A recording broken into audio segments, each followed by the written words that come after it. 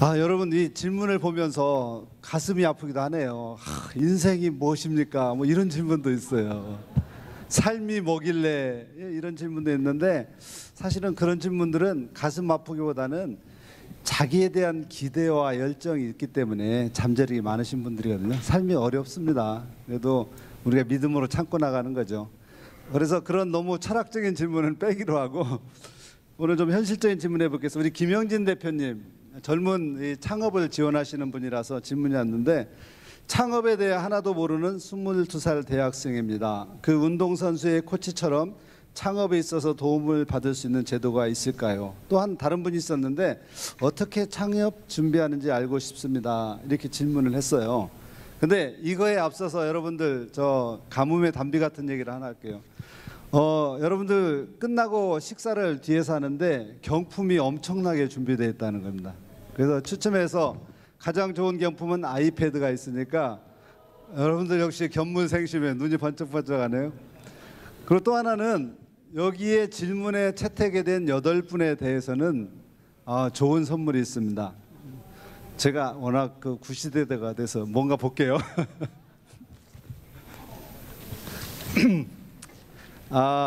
블루투스 스피커 3대, 그 다음에 게임 헤드셋 5대를 채택된 질문자에 드리기로 하겠습니다. 그리고 저 원망하지 마십시오. 채택 안 되신 분들. 자, 그러면 첫 번째 질문에 대해서 우리 김영진 대표님 얘기 좀 들어볼까요? 네, 창업에 근데 잠깐 이 질문에 대한 답이 3분을 넘으면 안 돼요. 제가 자르겠습니다. 사실 제가 좀 생각이 짧아서 간단하게밖에 말씀 못 드릴 것 같은데요. 창업에 도움받을 수 있는 여러 가지 제도들이 많이 있습니다. 특히 최근에는 정부에서 정책적으로 많이 지원을 하고 있기 때문에 뭐 각종 공공기관이라든지 또 뭐 지역 사회라든지 이런 부분에서 창업을 지원하는 여러 가지 제도들이 있습니다. 그래서 금전적으로든 뭐 멘토링이든 뭐 그런 것들 많이 도와주는 제도가 있고 또 이제 크리스찬 청년들이 사회적 기업들을 많이 하는데 그런 것들도 어떤 대기업이라든지 또 이런 제도권에서도 굉장히 많이 지원하는 제도들이 있습니다. 그래서 여러분들 쉽게 인터넷으로 좀 검색을 해보면 굉장히 다양한 창업 지원 제도들이 있고 제가 생각했을 땐 요즘에 실제로 뭐 돈이 없어서 창업을 못하거나 이런 환경은 아닌 것 같습니다. 굉장히 도전할 수 있는 많은 기회들이 주어진 것 같습니다. 가장 쉬운 방법은요, 우리 김영진 대표님한테 전화하시면 됩니다. 뭐 인터넷 찾기 좀 힘들잖아요. 그래서 여러 가지 제도가 있으니까 여러분 충분히 감안하시고요. 두 번째 질문 들어가겠습니다. 저에게 질문이 많이 들어왔는데 좀 창업 관련해서 창업을 하기 위해 갖춰야 할 수준이 있는지, 있다면 어떤 것을 갖춰야 할 것인지 궁금합니다. 그리고 또 한 분이 덧입혀서 투자회사 투자한 것 중에 재미있는 게 뭐가 있을까요? 근데 이건 상 안 주는 질문입니다. 제가 좀 답변을 드리면요, 일단 사업적으로 갖춰야 할 게 있고 그 기업가로서 갖춰야 할 것들이 있는 것 같아요. 근데 가장 중요한 거는 아까 박광희 회장님 대표님 말씀하셨듯이 처음부터 창업은 너무 힘들어요. 그래서 실질적으로 현장에 들어가서 경험을 많이 할 필요가 있습니다. 그래서 저는 권유한다면 한 7년 동안은 여러분들이 대기업이나 공무원들 생각하지 말고 중소기업이나 외국이나 가서 자기가 좋아하는 분야에 무조건 들어가서 월급 따지지 말고 한번 일을 해보세요. 그러면은 그 현실을 이해를 하게 돼요. 현실을 이해하다 보면 아이디어가 떠올라요. 근데 아이디어가 두 번째 단계인데 무조건 사업이 되는 게 아니라 비즈니스 모델이 돼야 돼요. 돈 버는 구조가 나와야 한다는 거죠. 요즘에 최근에 그 돈 버는 구조는 4가지 모델이 있어요. 바이오나 게임 이런 거 빼고 첫째는 플랫폼 사업을 해야 돼요. 수요자와 공급자 사이에 불편한 거나 정보의 불균형을 해결해 주는 거예요. 여러 가지 플랫폼 알죠? 더 이상 설명 안 하죠. 두 번째는 상품에다 서비스를 결합하는 거예요. 그러니까 애플 아이폰에다가 아이튠즈를 결합한 거죠. 어떤 분은 책가방이라는 상품에다가 아이들이 어디에 있는지 위치 정보 서비스를 결합한 상품과 서비스를 결합한 아이들도 만들어지는 거예요. 세 번째는 디지털 트랜스포메이션에서 기존의 제조업, 농업 이런 데에다가 디지털을 입히는 거예요. 그 방법 중에 하나가 IoT로 센서를 붙여서, 예를 들어서 공장 기기가 돌아간다든지 온실 식물 재배하는데 센서를 붙여서 조건을 계속 수집을 하고 데이터가 수집이 되면 그걸 빅데이터가 나오죠. 거기서 가장 최적의 조건을 만들고 그게 만들어지면 AI를 통해서 컨트롤해 나가는 거예요. 그러면 생산성도 오르고 효율성이 올라가죠. 그래서 이런 것들이 요즘에 새로운 하나의 사업 모델이 되고 이거가 우리의 제조업 강국의 미래를 먹여 살릴 길입니다. 그다음에 네 번째는 우리가 가장 쉽게 할 수 있는 거 뭐냐면 우리 삶 속에서 불편함을 해소하는 거예요. 근데 여러분들 나가서 생수를 먹지만 어떤 분은 이 정수기가 왜 집에만 있어야 하냐 그래서 보온병에다가 정수기 필터를 집어넣어요. 근데 그 99.9%가 바이러스를 제거하는 거예요. 그래서 이러한 생활 속에서 불편함을 제거하는 아이디어들, 그러니까 이런 아이디어들이 사업이 가는 비즈니스 모델로 바꾸는 거가 두 번째 단계라고 생각하고요.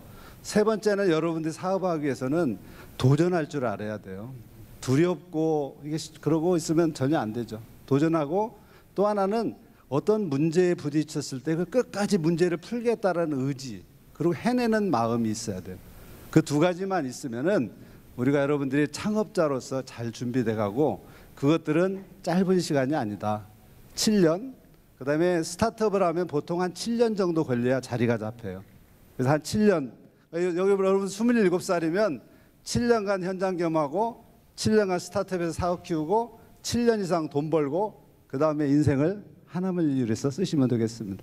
자, 너무 말이 길었나요? 마치도록 하겠습니다. 자, 그다음에 세 번째 질문할까요? 제가 시간을 좀 어긴 것 같죠? 다른 분들이 눈치하시는 것 같아가지고 서우경 원장님께 질문이 들어왔네요. AI 시대에 일자리가 급격하게 줄어들고 있는데요. 사실 맞죠? 여러분 너무 걱정거리입니다. 이 급변하는 시대에 리더십을 포함하여 어떤 것들을 준비해야 하는지 구체적으로 궁금합니다. 직업의 판도가 많이 바뀌어서 깨어져야 할 고정관념이나 그런 것들을 알려주세요. 이렇게 되어 있습니다. 제가 지금 질문을 보니까 굉장히 질문들이 많이 들어왔는데 그 지금 질문이 핵심적인 것 같아요. 네. 지금 보면은 고용의 고정관념, 비정규직, 그럼 우리가 이제 상용직, 임시직, 일시직 이렇게 이제 그 비고용적인 그런 분류가 있는데 여기 이제 보면은 고용의 불안정이라고 하는 것이 이제 비정규직의 특성인데 이제 저는 그런 것 같아요. 지금 4차 산업혁명 이후에 지금 우리에게 있는 모든 직업군은 더 이상 안정적인 것이 아무것도 없습니다. 오늘 이제 강사들이 얘기한 것도 종합해 보면은 결국은 우리가 살아가는 세대는 앞으로 스스로 개척해서 나가야 되는 세대가 됐어요. 그래서 제가 이제 저도 이 질문을 받고 좀 굉장히 좀 고민을 했는데 오늘 이제 여기가 이제 크리스찬들이 이제 많이 모여 있긴 하지만 이걸 말씀 속에서 뭘 적용하는 게 좋을까라는 생각을 해봤어요. 다 그럼 불안하대. 그럼 다 안정적이지 못하대. 다 경쟁 사회래. 그러면 이 세대를 바라보는 거는 어떻게 지금 해야 될까? 제가 그래서 찾아본 것이 로마서 12장 2절 말씀. 너희는 이 세대를 본받지 말고 오직 마음을 새롭게 함으로 변화를 받아 하나님이 기쁘시고 온전한 뜻이 무엇인가 봐라. 그리고 너희를 향한 나의 생각은 내가 하나니 정말 뭐예요? 평안이라. 제가 여기서 예레미야 29장 11절 말씀 평안이요 재앙이 아니라 너희에게 미래와 희망을 주는 것이다. 결국은 미래에 우리가 나아가는 세대는 결국은 통찰력 그리고 미래를 꿰뚫을 수 있는 해안 이 모든 것이 위로부터 온다라는 사실을 우리 그리스도인은 절대 잊으면 안 된다는 생각을 해봅니다. 그러니까 우리가 지금 뭐 고용의 불안정 또 미래 일자리 야 이게 내가 10년 후에 이 직업이 안정될까 아무도 몰라요. 전문가도 몰라요. 여러분들께서 그 호모데우스 요즘 책 쓰신 분 혹시 아시나요? 제가 그분의 강연을 들으면 잠깐 이름이 잠깐 기억이 안 나는데 그분의 이야기를 들으면서 제가 또 느꼈던 게 뭐냐면 그런 모든 전문가들이 너무나 지식이 방대한 빅데이터 안에서 다들 그러면 아무도 미래가 어디로 갈지 아는 건 아무도 없다. 오직 10만 알 뿐이다. 그만큼 어렵다는 거예요. 그러면 여러분들 자기 경쟁력을 강화하는 것이 제일 우선입니다. 자, 자기 경쟁력은 뭐예요? 미래를 뚫으려면 내가 뭘 잘하는지 자기 강점, 자기 장점, 자기의 약점, 자기 탐색에 대한 논의와 숙고를 충분히 해보셔야 됩니다. 결국은 자기 탐색 다음에 그다음 자기 이해, 자기 인식의 단계로 갑니다. 자기 인식 이해 단계로 나오면 아 내가 이랬구나 라면서 변화의 의지가 생겨요. 자기 탐색이 충분히 갖춰지지 않고 그냥 취업을 하려고 하는 친구들은 결국은 또 헤매입니다. 여러분 오늘 이 자리에 오셔서 도대체 내가 뭘 잘하지? 나는 어디로 가야 되지? 하나님이 나를 창조하신 창조 목적은 무엇인가? 거기에 귀 기울이면서 자기 탐색부터 시작하세요. 충분한 자기 인식이 여러분 변화의 첫걸음이라 생각합니다. 마무리하겠습니다. 네. 네, 감사합니다. 자, 그러면 네 번째 또 우리 서 원장님 또 하셔야겠습니다. 미스터 선샤인이라는 분이 이거 요즘 드라마 제목 아닌가요? 미스터 선샤인인데 취업난, 실업, 진로 등은 크리스찬이 아닌 청년들도 누구나 고민하는 문제라고 생각합니다. 고별된 크리스찬으로서 이런 문제를 어떻게 바라보는 것이 맞나요? 네, 이것도 좀 전에 제가 여러분들한테 얘기한 거랑 거의 같은 맥락이라 생각합니다. 크리스찬으로 이런 문제들, 취업난, 실업, 진로 이거 어떻게 바라봐야 되냐? 결국은 이거는 우리가 인간적인 눈으로 보면 영의 생각은 뭐예요? 육신의 생각은 사망이에요. 이거 정말 죽음이고 이렇게 가다가는 경쟁력으로 숨이 막혀 죽을 것 같아. 결국은 우리는 뭐 해야 되냐면 이거를 어떻게 바라봐야 되냐면 육의 생각을 하는 것이 아니라 영의 생각. 영의 생각은 생명과 평안이라 그랬어요.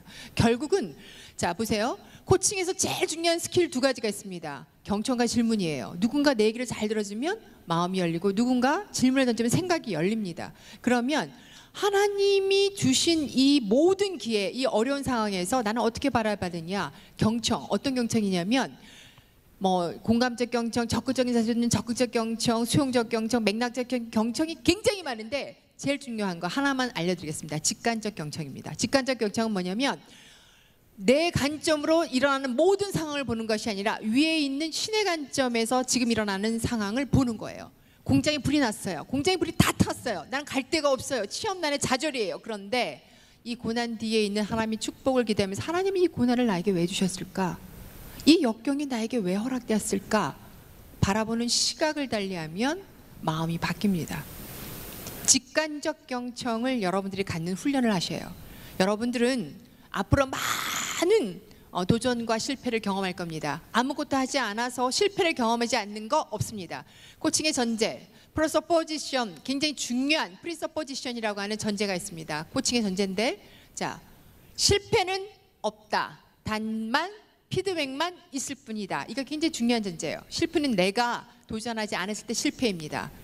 실패했어도 다시 일어나서 도전하면 뭐예요? 성공의 밑거름입니다. 어떻게 바라볼 것인가? 직관적 경청의 자세로 모든 상황을 들으세요. 이상입니다. 듣다 보니까 이런 생각이 나네요. 어떤 분은 바빠서 기도를 못하는 게 아니라 바쁘기 때문에 기도를 한다 이렇게 생각을 하고, 또 우리는 너무 취업이나 이런 것 때문에 불안하고 두렵잖아요. 그렇기 때문에 성경을 못 보죠. 왜냐하면 걱정 때문에.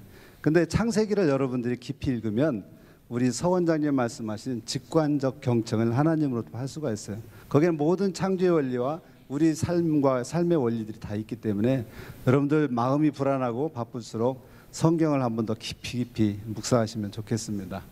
자, 그 다음에 다섯 번째 질문인가요?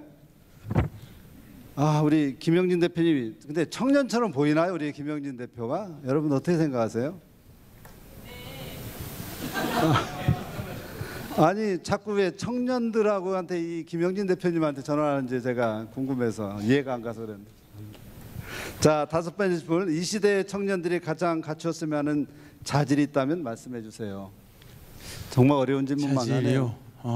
뭐 여러 가지 자질이 있으면 좋을 텐데 간단하게 뭐 한 두 가지 정도만 생각을 해보면, 일단은 저는 제가 생각한 거는 겸손과 인내라고 생각을 합니다.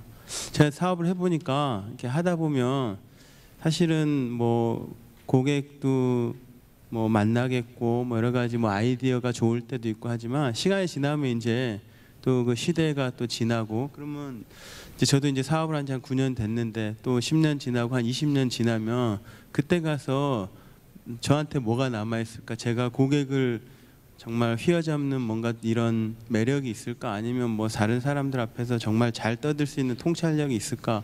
그런 것보다 제가 생각했을 땐 결국 지났을 때 제 인격이 남는 거라고 생각을 합니다. 그런 면에서 겸손과 인내가 저는 제일 중요하다고 생각을 합니다. 아주 정답인 것 같은데요. 여러분들 여기서 인내라는 단어하고 20년이라는 단어 있었잖아요. 여러분 20년만 인내하고 있으면 여기 계신 주역들은 다 노인 되시고 여러분들이 주역이에요. 그러니까 그때 40대 여러분들이 될 때 우리나라의 모든 주역이 여러분들이기 때문에 너무 걱정 말고 꿋꿋하게 가시면 된다고 생각을 합니다. 자, 그다음에 6번째 질문인데 우리 박광희 회장님께 질문이네요. 그동안 어떤 일을 이끌었는지 어떤 비전이 성공을 불러왔는지 알고 싶습니다. 왜 이 질문을 했냐면 어떤 일을 하셨는지는 알았지만 어떻게 해서 어떤 비전 때문에 성공했는지는 얘기를 안 하셨기 때문에 그 부분에 좀 집중적으로 듣도록 하겠습니다. 굉장히 부끄러운데요. 20, 30대는 특별한 비전이 없었어요. 그냥 호기심이 많았습니다. 왜 그런가에 대해서 지금까지 유지되고 있는 게 호기심인데요. 40대 때 하나님을 만났을 때 그게 나중에 비전으로 이제 굳혀졌고요. 20, 30대 때 제가 막 살았던 것 같은 그 경험들이 알고 봤더니 하나님께서 다 동행을 하셨더라고요. 뒤늦게 알았는데 저도 완전히 그야말로 나이론 크리스찬이었거든요. 근데 저는 뭐 지금 신앙 문제에 대해서 고민을 하시거나 진로 문제에서 고민하실 때 이런 말씀을, 전 나이 든 사람으로서 여러분들한테 훈수를 두는 걸 굉장히 경계하는 사람 중에 하나거든요. 왜냐하면 제가 살았던 인생과 여러분의 인생은 다르니까. 근데 이런 건 하나 한번 생각해 볼 필요는 있을 것 같아요. 어차피 한 번뿐인 인생, 이거를 어떻게 선택할 것이냐는 여러분한테 키가 던져진 거고, 하나님께서는 여러분들한테 그걸 스스로 선택할 수 있도록 하신 거지 무조건 이걸 따라서 하라고 하시질 않았을 것 같아요. 고민이 깊어지면 반드시 길은 열리는 것 같아서 그 비전이 뭔지를 끊임없이 찾아가는 과정이 인생이 아닌가, 그런 생각을 좀 한다는 점에서 지금도 저는 계속 업데이트를 하고 있습니다. 그 비전을. 지금 제 나이에 맞는 또 비전이 또 있거든요. 끊임없이 바뀌는 것 같아요. 예. 네, 감사합니다. 비전은 하나님이 만들어 주시는 거예요. 그래도 너무 꿈이 없다고 걱정하지 마시기 바랍니다. 자, 그다음에 7번째 우리 신재원 부국장님 질문이 있는데요. 진로에 대해서 고민하는 청년들이 많습니다. 의외로 이 부분에 제일 공감을 많이 하셨는데, 수많은 진로 중에 대학원 진학에 대한 배경, 박사과정, 해외와 국내 대학원의 차이 등을 자세하게 설명해 주세요. 그리고 나사에 관한 흥미로운 에피소드도 부탁드립니다. 근데 이거 너무 오랜 질문이기 때문에 간략하게만 말씀해 주시고, 이 질문하신 분들은 이따가 저녁을 여기서 먹을 때 우리 신 부국장님하고 같이 식사를 하시면 될 것 같아요. 자, 답변 부탁드리겠습니다. 네, 질문 감사드립니다. 저는 사실은 미국에 유학 갈 때 모교에 돌아와서 교수 생활을 하고 싶었어요. 그랬는데 하나님께서 저도 모르는 사이에, 그러니까 저는 하나님이 거울 뒤에서 일하신다는 표현을 좋아하는데, 제가 섬기던 교회의 목사님께서 그런 말씀을 하셨는데, 제가 하나님을 알지 못하던 때에도 하나님께서는 저를 계속 거울 뒤에서 보시면서 인도해 주셨던 거죠. 그래서 제가 미국에서 이제 36년 살았는데요. 한국에서 산 세월보다 훨씬 많죠. 그래서 사실은 제 계획하고는 전혀 다른 방향으로 이끌어 주셨는데, 혹시 미국으로 유학을 준비하시거나 또 다른 나라에 유학을 준비하시는 분들이 계시면은 제가 감히 말씀드리는데 나가세요. 나가셔서 힘든 일이 많죠. 힘든 일이 굉장히 많습니다. 특별히 한국에서 배운 그 교육 방법하고 다른 나라에서 가르치는 방법이 굉장히 다르기 때문에 처음에 굉장히 힘들어요. 그렇지만 하나님을 아시는 분들이니까 하나님께 의지하고 나가면은 주께서 항상 인도해 주실 줄 믿습니다.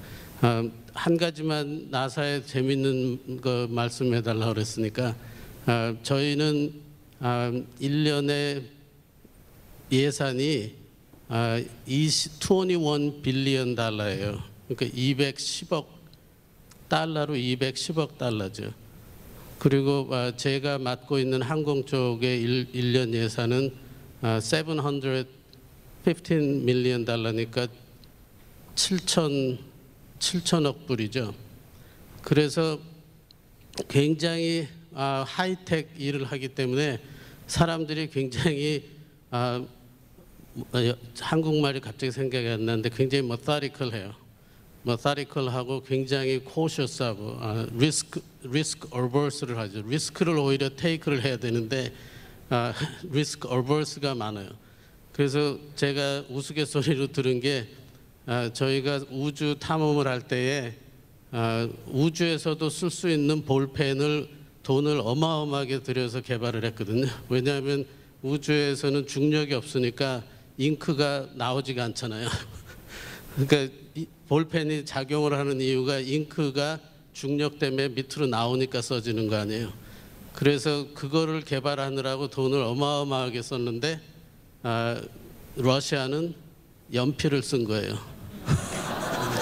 그러니까 굉장히 간단한 솔루션이 있는데 그래서 그게 이제 여러분 일터에 나가셔도 그런 일이 많이 벌어질 거로 생각을 합니다.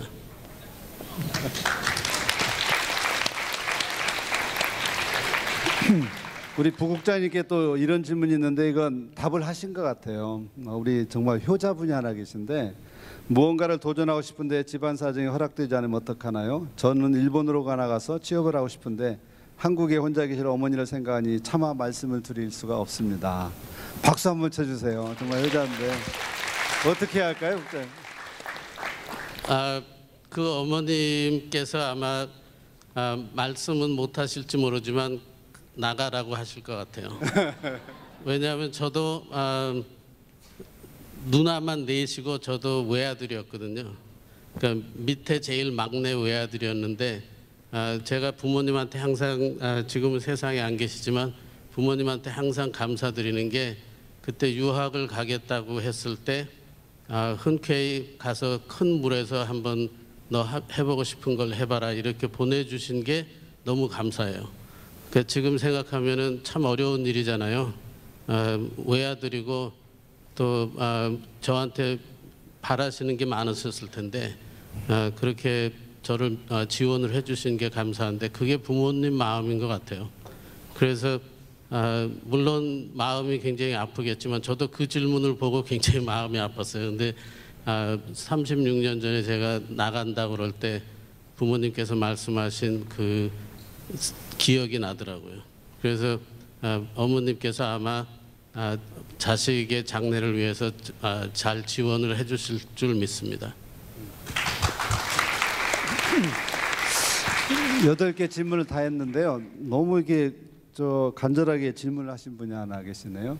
우리 박광 회장님한테 질문하셨는데 김치 사업에 대해서 아세요?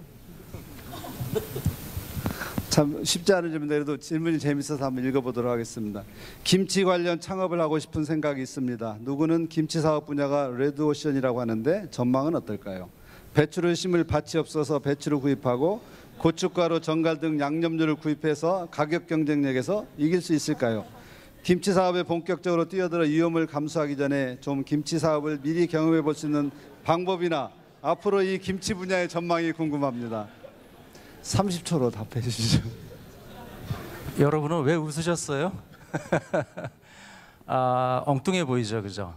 그 엉뚱한 데서 시작할 수도 있고요.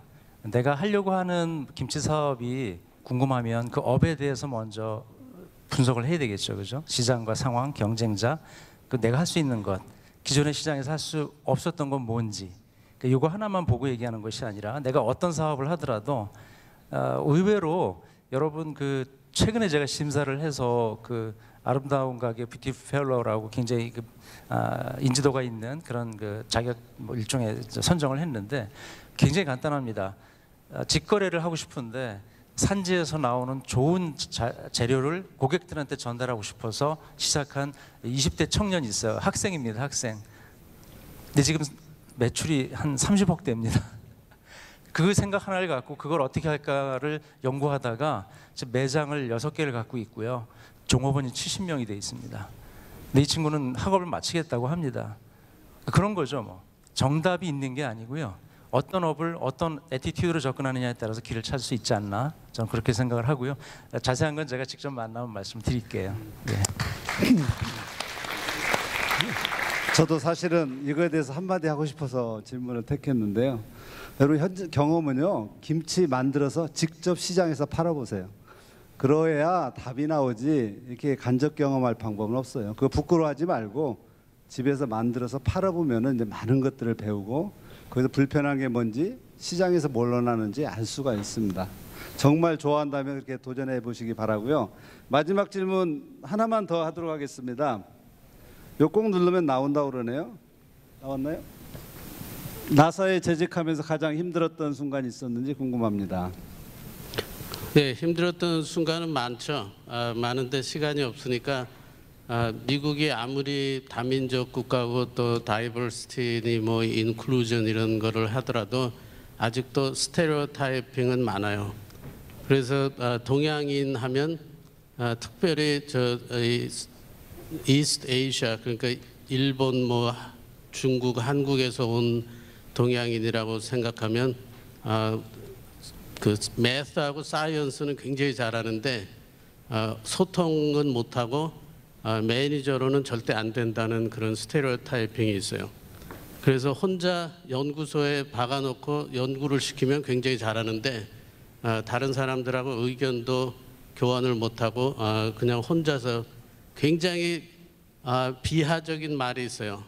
랩, 래시라고 그래요. 그래서 제가 매니저가 되니까 이제 시기 질투가 굉장히 많았어요. 그리고 매니저가 되기 전에도 회사에서 사람들이 와서 제가 윈터널에서 이제 실험을 해야 되기 때문에 실험 계획을 같이 의논을 하고 있는데 어떤 사진을 보여주는데 손만 나온 사진이 있었어요. 그랬더니 그 윈터널의 그 미케닉의 제일 헤드죠. 미케닉의 헤드가 I know whose hand that is 그러더라고요. 근데 I see the soy sauce on his finger. 그 손가락에 소이 소스가 묻어 있으니까 이제 저란 얘기죠.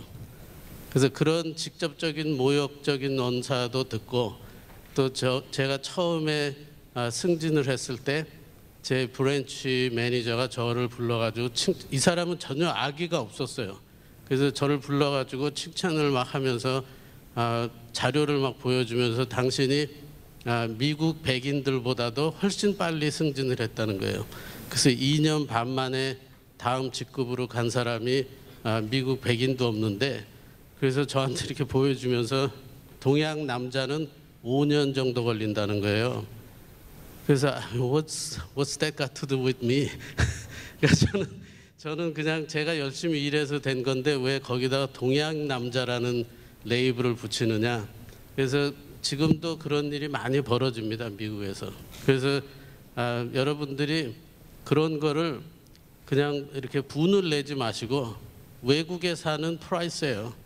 그러니까 외국에 사는 코스트라고 생각을 하고 열심히 성실히 자기가 할 일을 제대로 해내면 그러면 인정받게 되는 것 같습니다.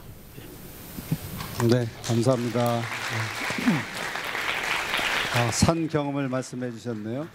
끝내려고 했는데 계속 질문이 들어와서 하나만 더 하도록 하겠습니다. 나왔나요? 저 우리 군인 청년께서 질문하셔서 저는 장교 후보생입니다. 군에서 신앙을 잃지 않으려면 어떻게 해야 될까요? 이거 누가 답해야죠? 서 원장님은 자격이 없으신 것 같고 누가 하실까요? 신부국장님은 군대를 못 가신 것 같고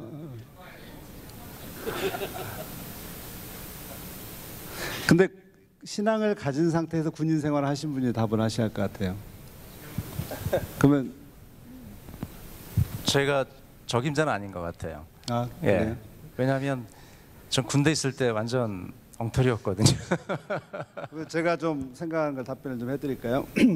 사실 군에서 신앙생활 유지하는 건 자기의 정체성을 분명히 가지는 것밖에 없습니다. 나는 크리스찬이다 이렇게 선포를 하고 그 믿음으로 밀고 나가는 방법밖에 없는 것 같아요. 왜 이 말씀 드리냐면 사회생활에서 신앙을 유지하는 게 군에서 신앙을 유지하는 것보다 훨씬 어렵다고 생각을 합니다. 군에서는 다가오는 고통이 육신적인 고통 플러스 약간 소외감 정도지만 사회에서 신앙의 정체성을 유지하려면 그런 고통 플러스 자기의 삶의 기반이 송두리째 없어질 수도 있다라는 두려움이 밀려오는 거예요. 그래서 군에서는 사회 이런 속에서도 훨씬 쉽다고 생각을 합니다. 왜 이 얘기를 하냐면 제가 아까 두산 얘기를 좀 했었죠. 제가 오비맥주로 입사를 했었어요. 그래서 그 술을 마시는 회사 속에서 이제 술을 끊으면서 살아왔는데 그 과정에서 결국 중요한 것은 정체성이에요. 나는 크리스찬이다는 정체성을 하면 시간이 흐름에 따라서 사람들은 그것을 리스펙트를 해요. 그리고 오히려 비즈니스 할 때도 저분은 술 안 마시는구나 해서 오히려 즐거운 마음으로 나와요. 오늘은 술 안 마셔도 되겠다. 그래서 자기의 정체성을 명확히 하고 그것을 유지해 나가고 그 정체성이 훼손당하는 위험을 여러분들이 받을 때는 하나님께 기도하며 위로를 해주세요. 하나님을 정말 사랑하는구나 하는 마음 때문에 그 애통하는 그 마음을 하나님 위로해 주시기 때문에 충분히 이길 수 있다고 생각합니다. 장교님 힘내세요.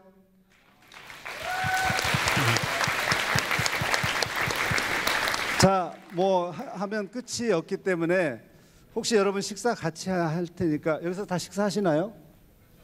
식사하시면은 여기 질문하셨던 분들이 식판을 들고 오세요. 그러면 같이 나누도록 하겠습니다. 마음의 근력을 어떻게 키울까요 하는 질문도 있었고 뭐 또 저에게 많은 질문도 있으니까 그렇게 보충을 하도록 하겠습니다. 우리가 짧은 시간 여러분들에게 너무 많은 정보를 주려고 했기 때문에 여러분들 머리를 복잡하게 해드린 거 상당히 미안하게 생각을 하고요. 오늘 여러분들이 명확한 답을 찾지는 못할 수도 있어요. 그렇지만 한 가지 하나님께서 여러분들에게 주신 음성이나 마음이 있다라면 그것을 잊지 말고 바로 실천을 하고 행동을 해보면서 하나님의 길을 찾아갔으면 좋겠습니다. 자, 여러분들 감사합니다. 수고하셨습니다. 수고 많으셨습니다. 아이고, 네, 감사합니다. 수고하셨습니다. 수고했어요. 자, 여러분 잠깐 앉아주시기 바랍니다. 광고할